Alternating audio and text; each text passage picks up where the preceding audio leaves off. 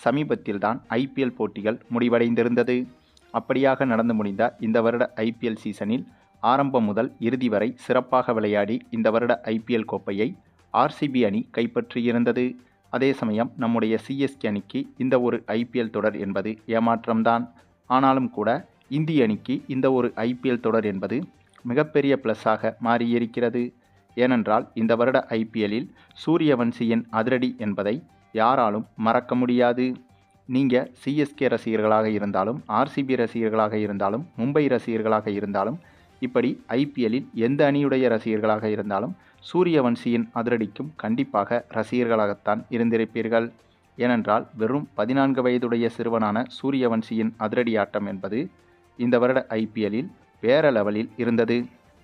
அதுவும் நடந்து முடிந்த இந்த வருட ஐபிஎல்லில் மொத்தமாக அதிகபட்ச ரன்களை எடுத்ததும் சூரியவன்சி தான். ஆகவே அப்படிப்பட்ட சூரியவன்சி இந்திய அணிக்காக எப்போது களமிறங்குவார் என்ற அந்த ஒரு எதிர்பார்ப்பு இருந்தது. அந்த ஒரு எதிர்பார்ப்பை உடனடியாக பூர்த்தி செய்யும் வகையில் தற்போது ஆப்கானிஸ்தான் அணிக்கு எதிரான முதல் ஒருநாள் போட்டியில் களமிறக்கி விடப்பட்டார் சூரியவன்சி.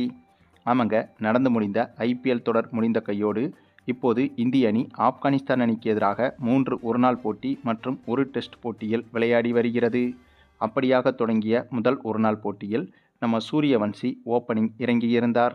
சூரியவன்சியும் சுப்மன் கில்லும் ஓப்பனிங் இறங்கியிருந்தனர். அப்படியாக களமிறங்கிய இந்த இருவரில் ஆரம்பம் முதலே அதிரடியில் மிரட்டியிருந்தார் சூரியவன்சி. அதாவது முதல் 13 பந்துகளிலேயே அரை சதத்தை கடந்தார் சூரியவன்சி.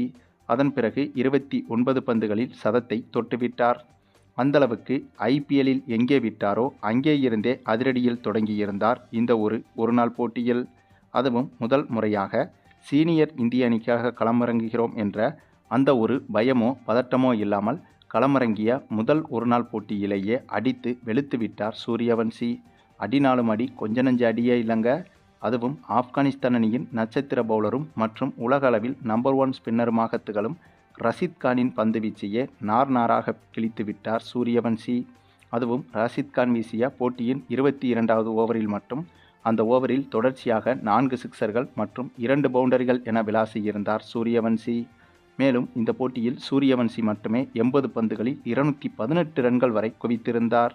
இதன் காரணமாக 20 ஓவர்கள் முடிவில் இந்திய அணி 452 ரன்கள் வரை எடுத்திருந்தது.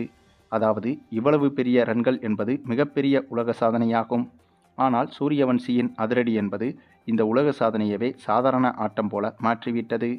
பின்னர் இத்தகைய ரன்களை சேசிங் செய்ய களமிறங்கிய ஆப்கானிஸ்தான் அணியை வெறும் 189 ரன்களில் சுருட்டி இந்திய அணி இந்த போட்டியில் பிரம்மாண்ட வெற்றியை பெற்றிருந்தது. மேலும் ஆப்கானிஸ்தானுக்கு எதிரான தொடரை முன்னிட்டு நடைபெற்ற இத்தகைய பயிற்சி ஆட்டத்திலேயே இந்தளவுக்கு அதிரடி காட்டியிருக்கும் சூரியவன்சி அதிகாரப்பூர்வ போட்டியில் களமிறக்கி விடப்பட்டால் எந்தளவுக்கு அடிப்பார் என்பதை பார்ப்பதற்கு ரசிகர்கள் அனைவரும் காத்திருக்கின்றனர் என்றுதான் சொல்ல வேண்டும்.